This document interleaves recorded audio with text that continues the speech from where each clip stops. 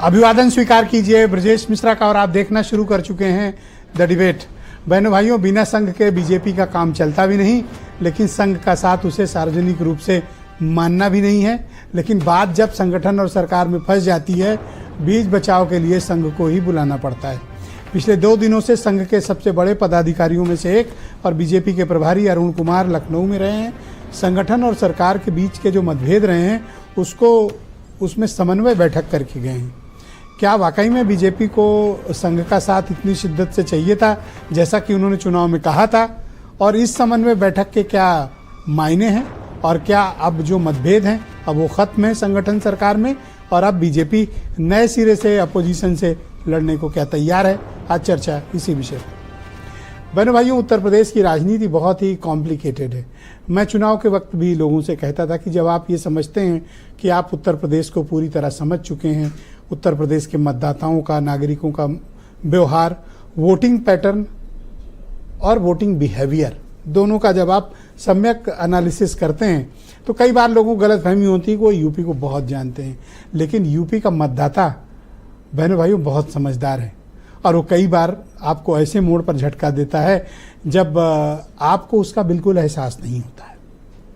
मैं ये बात इसलिए कर रहा हूँ कि बीजेपी के साथ 2024 में जो कुछ भी हुआ, शायद बीजेपी ने इसका आकलन नहीं किया था और उन्होंने खुद को ओवर एस्टिमेट और जनता की जो भावनाएं थी उसको अंडर एस्टिमेट किया था। उसका नतीजा करारी शिकस्त, महज 33 सीटें आई और अपोजिशन ने उत्तर प्रदेश में बीजेपी को बहुत बड़ा नुकसान राजनीतिक तौर पर पहुंचाया। चुनाव के पहले, चुनाव के दौरान तक पूरे कैंपेन में ये बात बीजेपी की टॉप लीडरशिप से भी कही गई कि उन्हें संघ की अभी आवश्यकता नहीं है। ये बात कही भी गई थी, हालांकि इसका खंडन भी आया बाद में, लेकिन जो मैसेज जाना था वो मैसेज चला गया था कि आरएसएस की जरूरत नहीं है। लेकिन बहनों भाइयों, बिना आरएसएस के बीजेपी का काम भी नहीं चलता। आरएसएस ही है जो बीजेपी को पॉलिटिकली कीप मूविंग की पोजीशन पे रखती है, मतलब चलाए रखती है।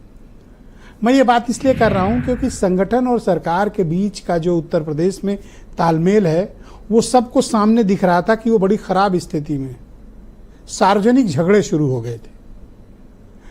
टॉप लीडरशिप लखनऊ को न संभाल पाए थे, न उनको समझा पाए थे कि अब भी रुकना है, अब नहीं लड़ना, या आपस में तालमेल बिठाना है।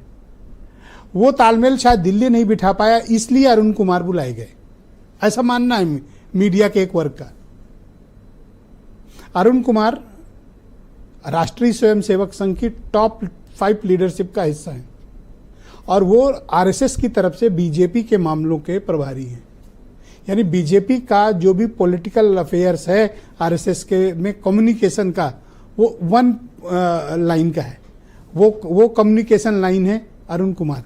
आरएसएस क्या चाहता है बीजेपी से और बीजेपी का क्या मत है किसी मुद्दे को लेकर, तो अरुण कुमार की बात मतलब आरएसएस की फाइनल बात। 2 दिन वो लखनऊ में रहे, उनका समय देना लखनऊ में बड़ी बात है। पहले दिन उनकी 3 घंटे टॉप लीडरशिप से लखनऊ में चर्चा हुई और दूसरे दिन भी काफी विस्तृत चर्चा हुई। उसमें दोनों डिप्टी चीफ मिनिस्टर, प्रदेश अध्यक्ष, संगठन महामंत्री, चीफ मिनिस्टर सभी लोग उपस्थित थे। तो बहनों भाइयों, किस लिए, क्या समन्वय स्थापित करने आए थे? ऐसा क्या हुआ था कि उनको स्वयं ने आना पड़ा?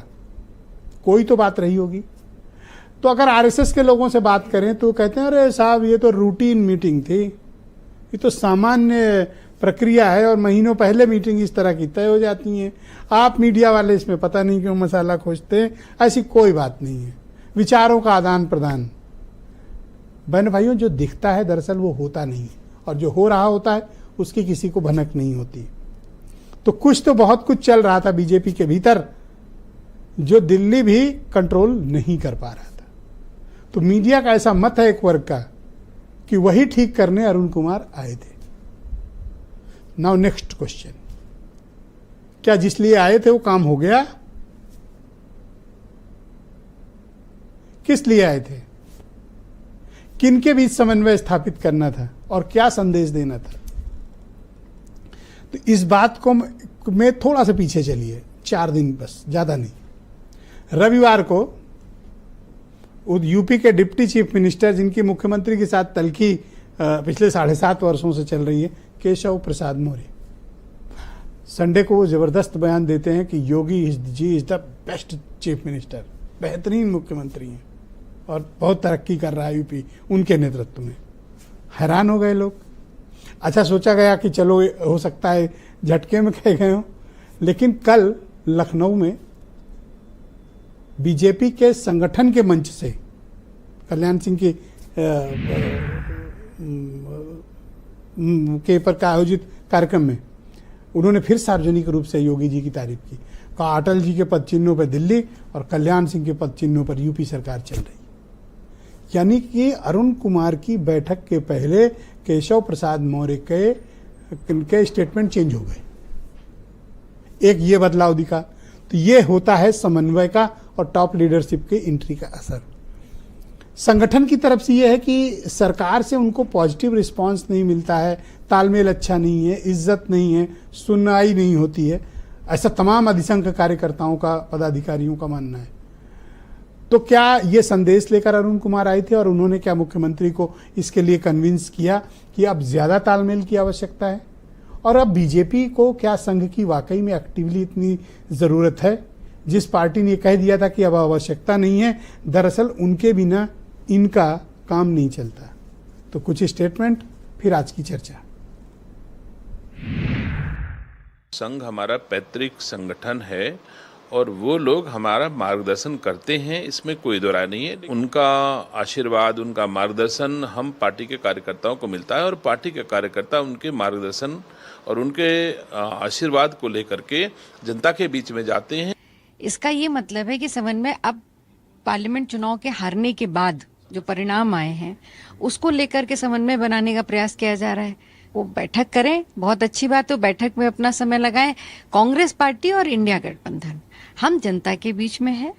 जहां तक चुनाव लड़ने की बात है तो ये निश्चित है कि 10 सीटों पे जो बाई इलेक्शन है इस पे इंडिया गठबंधन 10 सीटों पे पूरी ताकत के साथ चुनाव लड़े। उनके अपने क्या मतभेद हैं उसे तो वो ज्यादा बेहतर तरीके से समझ सकते हैं। जनता सिर्फ एक बात को समझ रही है कि जो भी जनता के लिए काम करेगा जनता उसे चुनेगी।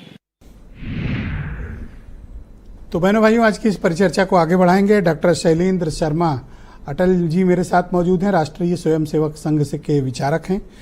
सुची विश्वास उत्तर प्रदेश में कांग्रेस कमेटी की प्रवक्ता, मनोज काका समाजवादी पार्टी के प्रवक्ता हैं। ब्रजेश शुक्ला जी बहुत ही जाने माने पत्रकार हैं उत्तर प्रदेश के और पॉलिटिकल मामलों के बड़े एक्सपर्ट हैं। और सत्यवीर गुप्ता जी मेरे साथ मौजूद हैं, भारतीय जनता पार्टी के लीडर हैं। और वीरेंद्र सिंह जी हमारे स्टेट हेड, आपका शुक्रिया और धन्यवाद मेरे साथ कार्यक्रम में सम्मिलित होने के लिए। तो गुप्ता जी